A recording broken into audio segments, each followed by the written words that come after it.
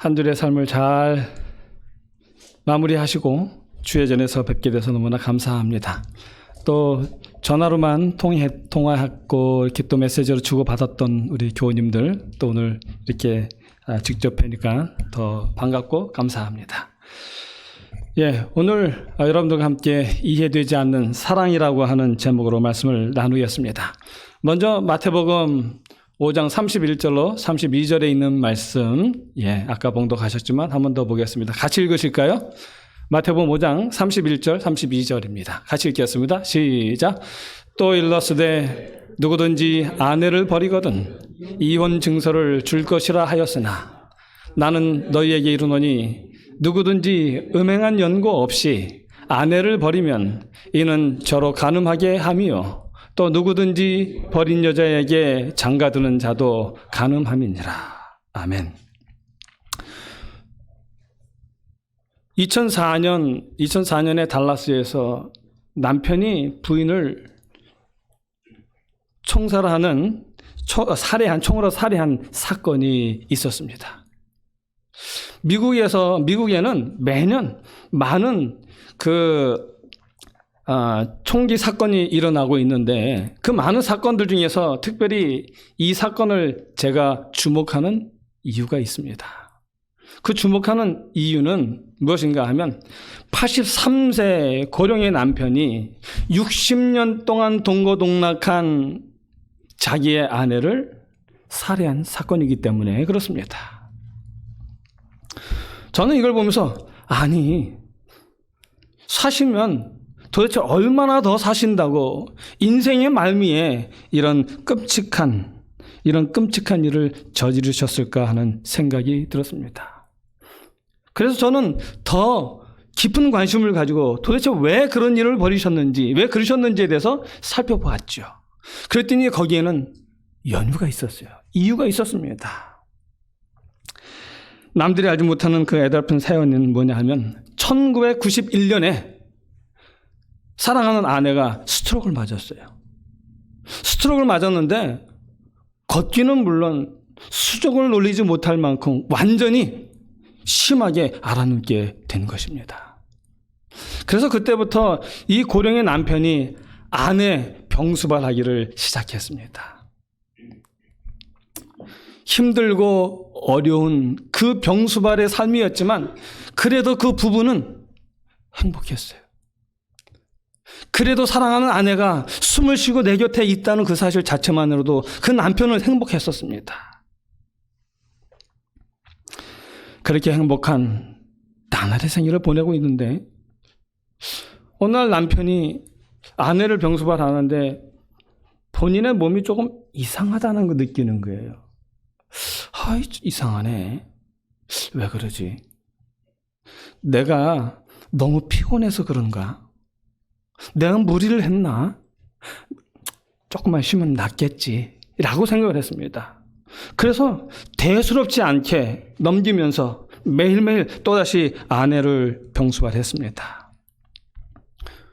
그런데 회복되어야 되는데 좋아져야 되는데 이상하게 날이 가면 갈수록 몸이 더 이상해지는 걸 느끼는 거예요. 그래서 남편은 병원을 찾아갔고요. 검사를 했습니다. 그래서 검사를 한 결과 암 판정을 받았어요. 말기 암 판정을 받은 것입니다. 남편은 이때부터 고민하기 시작합니다. 내 병수발은 둘째치고 수족도 놀리지 못하는 내 아내의 병수발은 누가 할 수 있을까? 이 세상을 먼저 내가 떠나게 생겼는데 내 아내를 위해 누가 병수발을 할 수 있을까? 이런저런 고민을 하느라고 밤잠을 이루지 못합니다. 이리 뒤척 저리 뒤척 하면서 우리 큰아들이 할 수 있을까? 우리 큰아들이 엄마를 잘 간호할 수 있을까? 우리 둘째가 그렇게 사랑받던 우리 둘째가 할 수 있을까? 아니면 엄마와 그렇게 친구처럼 가깝게 살갑게 지내던 우리 사랑하는 딸이 엄마를 간호할 수 있을까? 아니면 천사 같은 내 사랑하는 며느리가 어머니를 간호할 수 있을까? 이 남편은 밤을 새며 몇 날 며칠을 고민했는데요. 해결책이 나지 않는 것입니다. 그 누구도 혼자 남는 아내를 위하여 병수발할 수 있는 사람이 없다고 생각이 되어지는 것입니다. 그래서 고민합니다. 더 깊은 고민을 합니다. 그리고는 한 결론을 내리게 된 겁니다. 내가 먼저 죽고 아내를 남기느니 함께 세상을 떠나는 것이 우리 모두에게 좋겠다. 그래서 사랑하는 아내의 머리에 총을 겨누고 총으로 아내를 살해했고요. 그리고 그 총으로 자기도 죽기 위하여 머리에 총을 대고 시도했는데 불발되어서 체포되게 된 것입니다. 여러분, 이 이야기를 여러분들은 어떻게 들으십니까? 희대의 살인마로 여러분들 이해하시겠습니까? 아니면 로미오와 줄리엣 같은 아름다운 감동의 사랑 이야기라고 들으시겠습니까?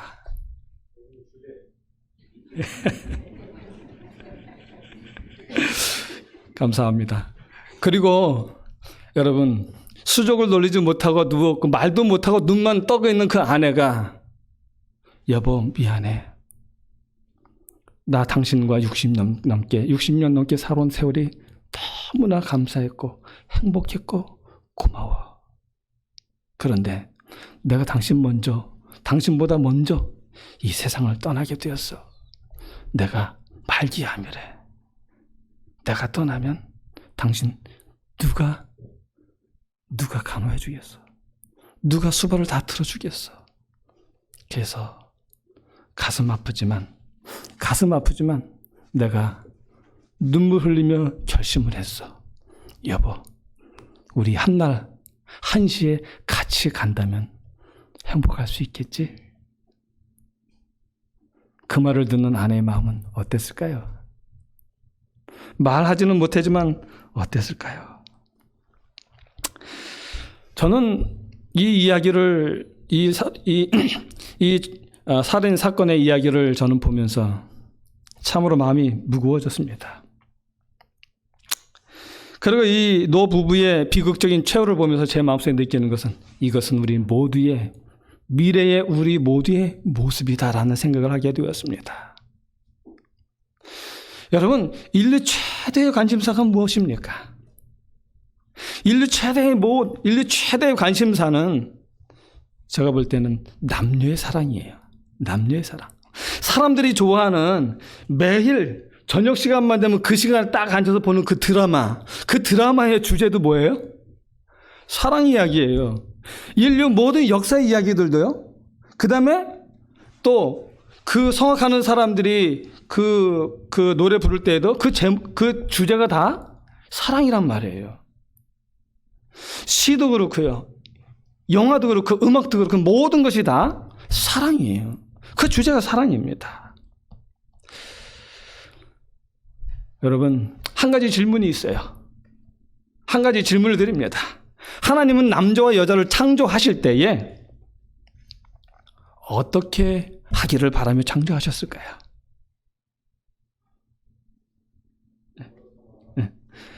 그냥 지지고 볶으며 살라고 창조하셨을까요? 아니면 둘이 연합하여 하나가 되라고 창조하셨을까요? 둘이 합하여 하나가 되라고 창조하신 것입니다. 그런데 오늘 읽은 성경의 말씀은 무슨 이야기를 하고 있습니까? 둘이 합하여 하나가 되라는 이야기를 해요? 아니면 둘이 헤어지라고 그래요? 둘이 헤어지는 이야기를 하고 있습니다. 연합이 아닌 이혼을 이야기하고 있습니다.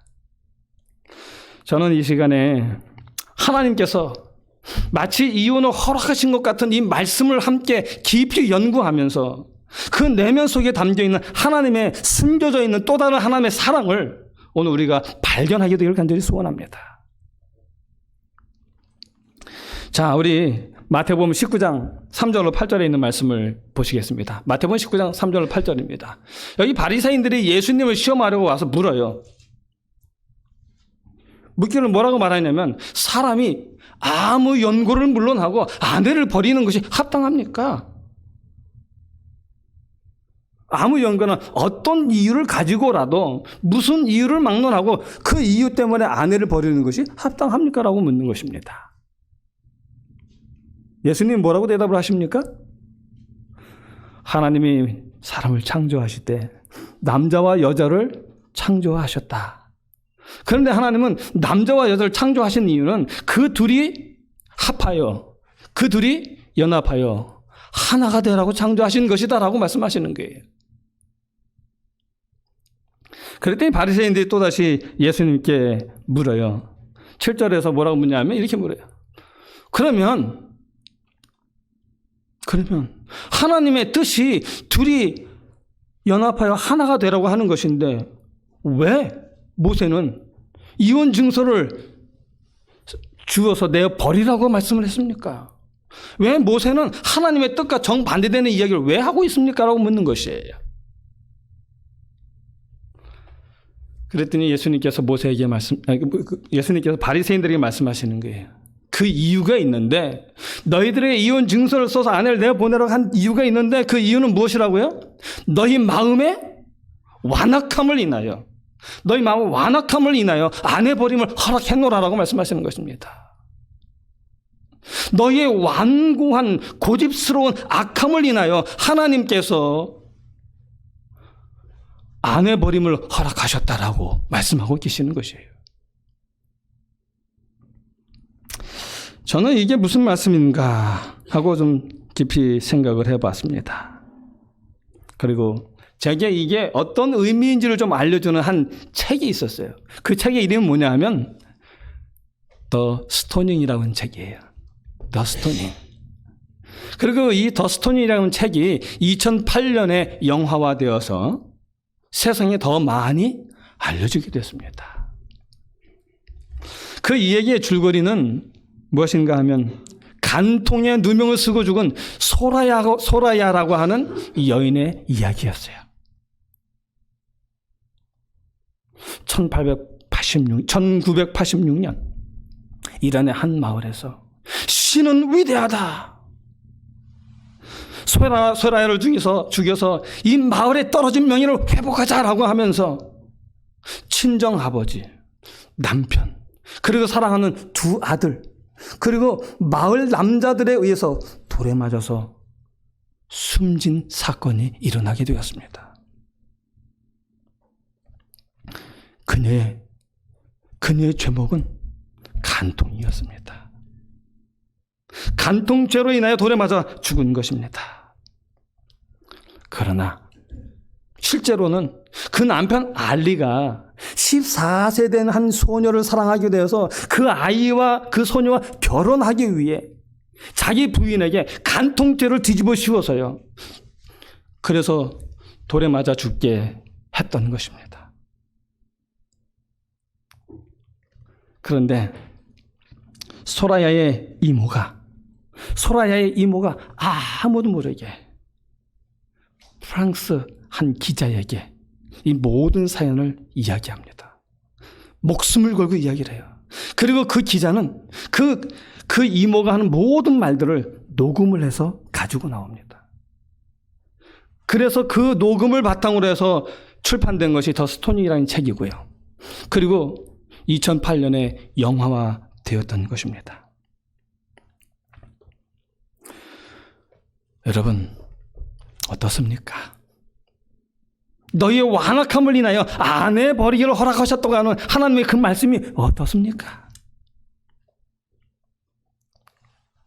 우리가 이런 이야기를 염두에 두고 신명기 24장 1절에 있는 말씀을 함께 보시겠습니다. 사람이 아내를 취하여 데려온 후에 수치되는 일이 그에게 있음을 발견하고 그를 기뻐하지 아니하거든 이혼 증서를 써서 그 손에 주고 그를 자기 집에서 내어 보낼 것이요. 여기 한 사람이 결혼을 했어요. 아내를 얻었습니다. 그런데 아내를 얻고 난 후에 보니까 수치스러운 일이 발각이 된 거예요. 그런데 내가 그게 도무지 용납이 안 되고 기쁘지가 아니한 거예요. 그럴 때 여기서 뭐라고 말해요? 이혼 증서를 써서 손에 주고 그를 집에서 내어 보내라 라고 말씀하고 계신 것입니다. 유대인들은 참 완악한 사람들이에요. 정말 완악했습니다. 근데 완악했는데 그들이 특별히 아이들 그리고 여자를 굉장히 경멸했어요. 아주 경멸했습니다. 그리고 또 자기들이 행하는 그런 모든 행위들을 정당화하기 위해서 정당한 그 근거를 찾는데 그 근거를 어디서 찾았는가 하면 성경에서 찾았어요. 성경에서 자기들이 하는 모든 행동의 합리적인 근거를 거기서 찾았단 말이에요. 그 근거 중에 하나가 신명기 24장 1절이에요. 그런데 우리가 아는 것처럼 예수님은 왜 이혼 증서를 써서 주라고 말씀했다고 그러십니까? 왜요? 저희의 완악함을 인하여. 너희의 완악함을 인하여 하나님이 허락하셨다라고 이야기하는 것입니다. 유대인들은 성경을 읽고 해석할 때에 아전인수격으로 해요. 아전인수 알죠? 뭐든지 들으면 다 자기에게 자기에게 유익이 되도록만 해석하는 거예요. 그 중에 하나가 신명기 24장 1절의 말씀입니다. 아내를 맞았어요. 아내를 맞이해서 결혼해서 사는데 살다 보니까 사랑이 식어지고 그리고 이웃집 여자가 더 좋아졌어요. 그래서 헤어지고 싶어요. 그때 이혼의 합리화를 위해서 저들이 사용한 성경절이 바로 신명기 24장 1절이에요. 정말 완악합니다. 제가 하나 여쭤볼게요. 여러분, 성경은 의인을 위해서 기록된 책입니까? 아니면 죄인을 위해서 기록된 책입니까? 다시요. 의인을 위해서 기록된 책입니까? 아니면 죄인을 위해서 기록된 책입니까? 죄인을 위해서 기록된 책입니다. 그렇다면 신명기 24장 1절도 역시 죄인을 위해서 기록된 책이겠죠.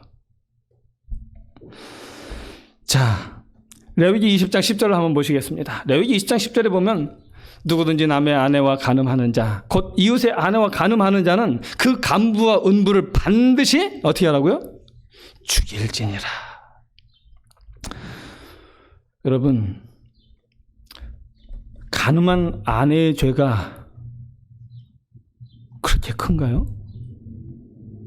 사람을 죽일 만큼 큽니까? 그 죄가요? 그렇지 않습니다. 사람을 죽일 만큼 큰 죄는 없어요. 그래서 간음하여 죽음에 처해질 수밖에 없는 사람을 주시기 위해서 하나님이 주신 성경절이 신명기 24장 1절이에요. 신명기 24장 1절이요. 그 구하는 방법이 뭡니까? 그 구하는 방법은 이혼 증서를 써서 그의 손에 주고 그를 집에서 내어 보내라 하는 것입니다. 왜 이혼 증서를 줘야 됩니까, 여러분? 왜 이혼 증서를 줘야 되죠? 이혼 증서가 없으면 그 여인이 어떻게 되는 거예요? 예, 죽임을 당하는 거예요. 이혼 증서가 없으면 그 여인은 죽임을 면하지 못하는 것입니다. 그래서 하나님께서 그 여인을 살리기 위해서 이혼 증서를 주라고 하시는 거예요.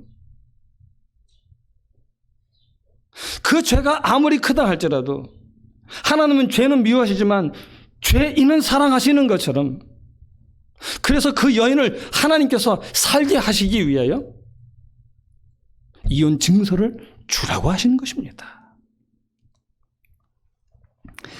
그러므로 이혼에 관한 이야기는 정죄가 아니라 죄인을 사랑하시는 하나님의 사랑의 이야기예요. 정말 무서운 존재는 죽이라고 명하신 하나님이 아니라 그 명령을 빙자해서 양심의 가책 하나 없이 사람을 죽이는 일을 자행했던 성경 해석자들입니다. 그런데 여러분, 성경이 왜 이렇게 죄를 심각하게 취급을 할까요? 왜 이렇게 심각하게 취급하죠, 죄를? 그 이유는 하나님이 우리를 그렇게 중요하게 생각하시기 때문에 그렇습니다. 하나님의 인간을 그렇게 중요하게 취급하시기 때문에 그런 것입니다.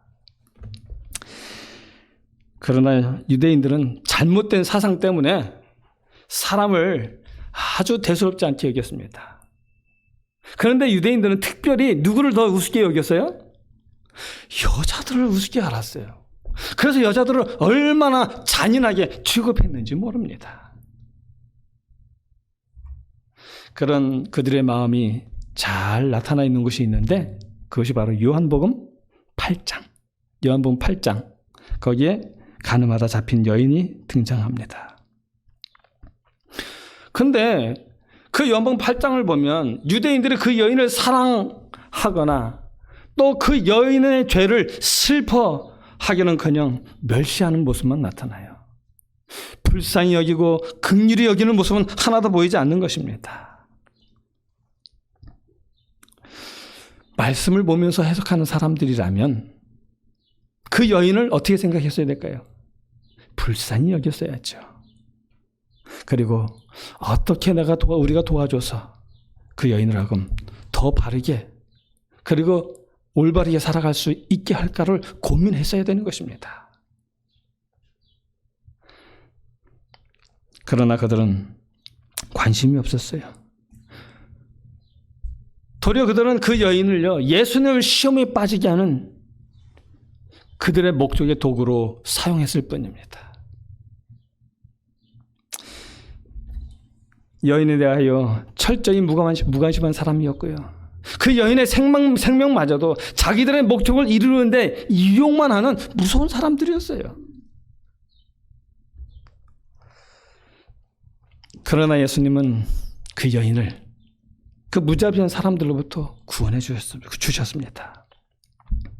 그 여인을 건져주셨습니다. 그 여인을 건져주신 그 예수님이 바로 아주 오래전에 모세에게 레위기 20장 10절에 간음한 아내를 죽이라고 명하셨던 분이십니다. 예수님은 잔인한 사람들에 의해서 곡해되어진 당신의 말씀을 다시 정확히 재조명해 주신 것입니다.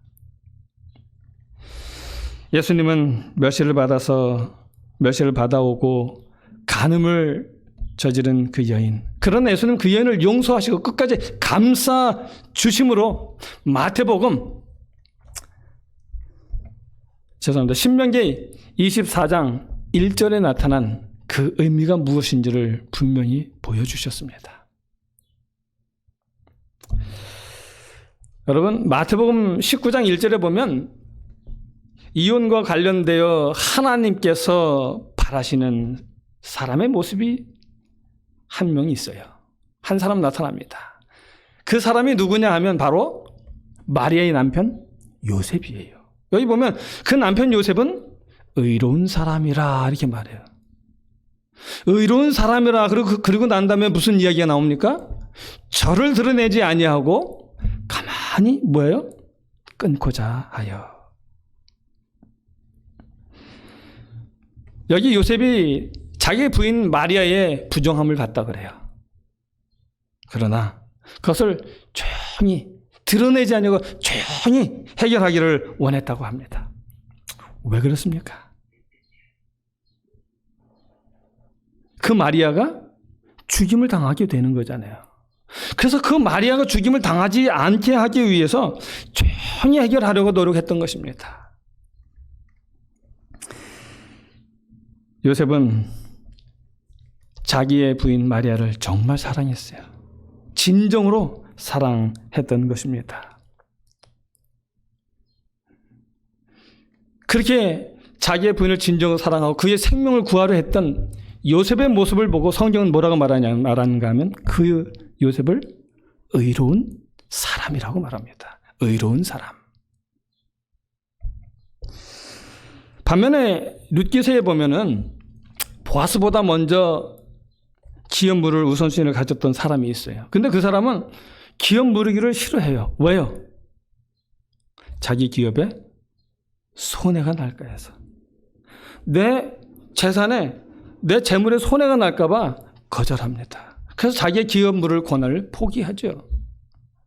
그 사람을 룻기서에는 뭐라고 기록했냐면 아무여라고 기록을 했어요. 아무여.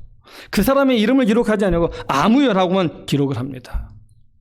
그 사람의 이름을 적을 가치가 없다는 거예요. 사람의 가치가 없다는 것입니다.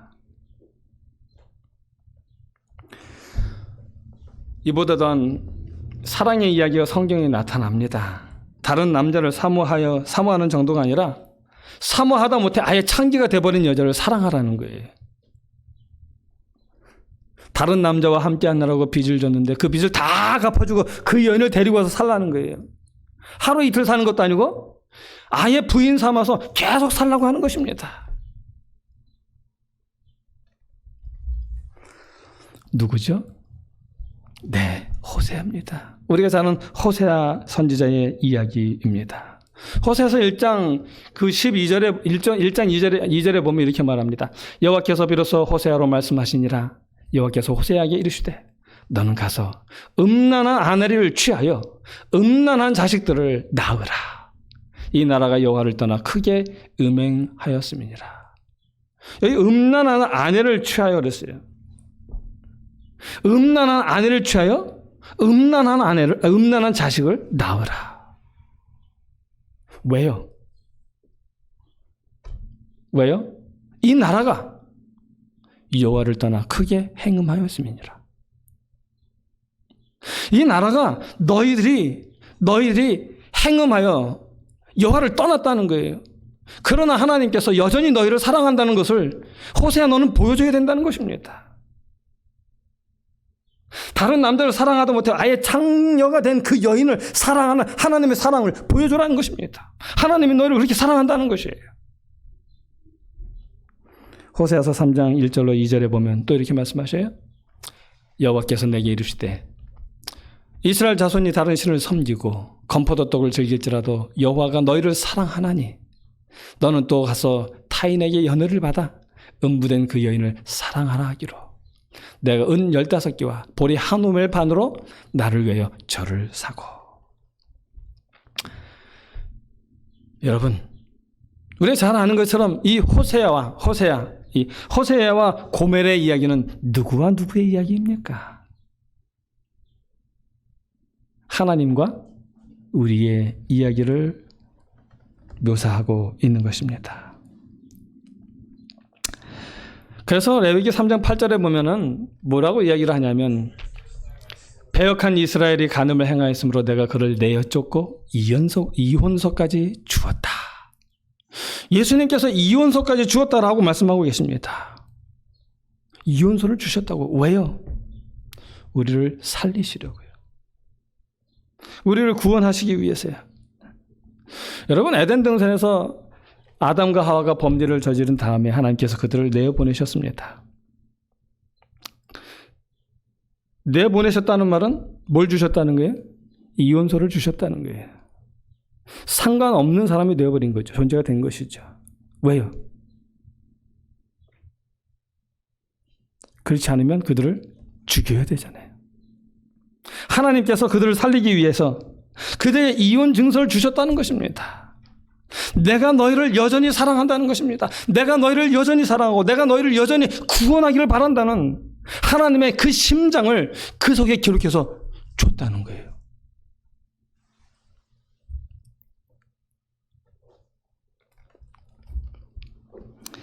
그리고 예레미야 31장 32절에 보면 하나님께서 이렇게 말씀하셔요. 새로운 언약을 맺겠다고요. 애굽 땅에서 인도하여 내던 날에 세운 것과 같지 아니한 새로운 것, 절대로 파하여질 수 없는 그런 언약으로 너희와 다시 언약을 맺겠다고요. 그 말은 파여지지 않는 새로운 언약이요. 이혼 증서를 쓸 필요도 없는 새로운 완전한 아내로 너를 내가 맡겠다는 것입니다. 새로운 아내가 되어 내 새로운 여인이 되어 내 아내가 되게 하겠다는 것입니다.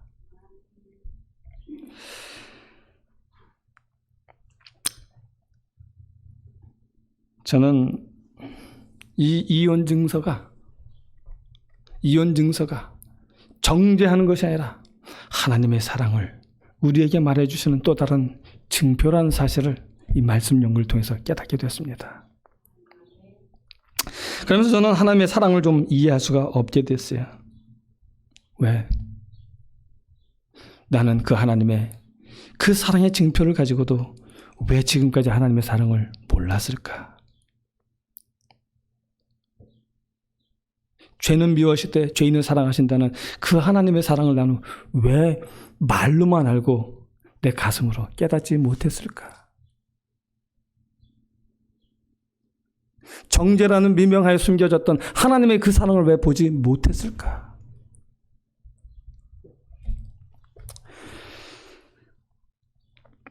저 같으면 벌써 포기했을 것 같은, 아이고 내가 저런 걸 사랑하다니 하면서 정말 포기했을 것 같은 우리를 하나님은 왜 지금도 문을 두드리며 기다리고 계실까? 저는 그 하나님의 사랑을 생각하면서 감사할 수밖에 없었습니다. 저는 여러분들에게 이 이혼에 관한 이야기, 우리를 사랑하신 하나님의 사랑의 이야기를 한 이야기를 들려드리면서 좀 마치겠습니다. 아내를 맞을 때에 소를 주어야 하는 아프리카 한 부족이 있었습니다. 근데 그 아프리카 그 풍속은요, 우리가 마치 상품에 따라 지불하는 금액이 다 다른 것처럼 신부에 따라 소를 갖다 줘야 되는데 소를 갖다 주는 그 마리수가 달라져요.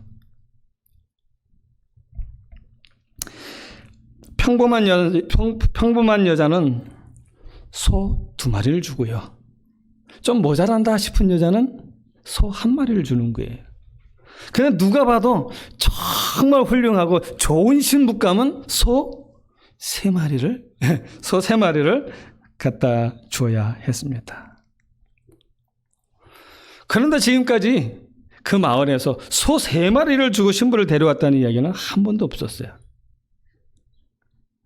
그런데 어느 날 갑자기 소 3마리 신부가 온대, 소 3마리 신부가 온대라고 소문이 난 것입니다. 사람들이 소 3마리? 내 평생에 한 번도 들어보지 못했는데 소 3마리라니 도대체 어떤 신부야? 모든 사람이 궁금해가지고 그 신부를 보려고 막 몰려 나왔습니다. 그리고 마을 사람들이 그 신부를 봤어요. 신부가 어떤 사람이야? 어떻게 생겼어? 그런데 목 빼고 뒤꿈치 들고 이렇게 보던 마을 사람들이 하나둘씩 떠나가기 시작합니다. 그러더니 마을 사람들이 다 떠나갔어요. 왜 그랬을까요? 소 3마리의 신부라 해서 막 살폈는데 보니까 소 1마리도 아까운 그런 신부였던 것입니다. 그렇게 결혼하고 사는데 어느 날 이 신랑의 친구가 찾아왔어요. 찾아와서 묻는 거예요. 찾아와서 그리고 조용히 신랑이 물어요. 여보게, 나 하나 궁금한 거 있어. 뭔데? 자네, 내가 볼 때도 그렇고 모든 사람들이 하는 말이 자네 신부는 소 1마리면 충분하대. 그런데 자네는 소 3마리나 줬잖아. 그리고 그 소 3마리는 자네 전 재산이 아닌가? 아니, 이런 여자한테 어떻게 자네 전 재산을 다 갖다 줬는가? 그랬더니 신랑이 웃으면서 말해요. 아, 그거. 그러면서 하는 말이 이렇게 말해요. 여보게 친구, 나는 그 친구를 오래전부터 사랑해왔네. 그리고 나는 내 사랑하는 아내가 많은 사람들에게 소 1마리의 여인이 아니라 소 2마리의 아니라 내 전 재산을 다 걸어도 아낌없는 그러한 사람이라고 사람들에게 말하고 싶었네. 그녀는 소 3마리가 아니라 내가 100마리 아니 1000마리가 있었으면 아니 10,000마리가 있어도 다 주고 그 여인을 데려왔을 거네. 그 여인은 그 무엇과도 바꿀 수 없는 나의 가장 소중한 아내라네. 여러분, 우리 하나님은 소 1마리가 아니라 소 2마리가 아니라 소 3마리가 아니라 당신의 모든 인생을 우리에게 다 던져주셨습니다. 하나님은 우리가 이 세상에 이 온 우주에 소 1마리 2마리가 아니라 당신의 생명보다 더 귀한 존재로 알려지기를 원하셨기 때문에 하나님은 당신의 모든 보좌를 다 던져버리고 우주를 떠나서 이 땅으로 데려오셨습니다. 그리고 십자가에 달리시고 그 고귀한 피로 우리를 사셨습니다. 그래서 그 누구도 우리를 함부로 볼 수가 없어요. 형편없어 보일지라도 우리는 하나님의 고귀한 아내들입니다. 온 우주와도 바꿀 수 없는 하나님의 아내입니다. 여러분, 우리의 가치는 누구에 의해서 결정되어지는 것입니까?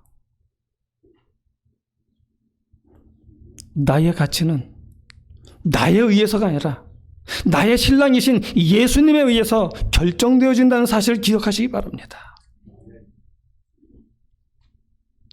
내가 아무리 못나 보일지라도 내 신랑이신 예수님이 계시기 때문에 우리는 존귀한 존재들입니다.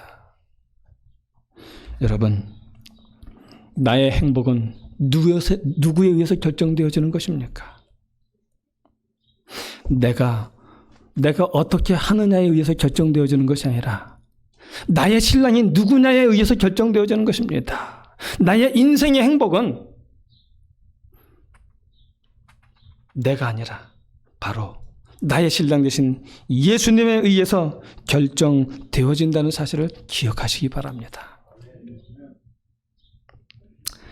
저는 말씀을 마치며 여러분들에게 저와 여러분이 우리의 인생을 그 예수님께 맡기면 어떻게 하느냐 묻고 싶습니다.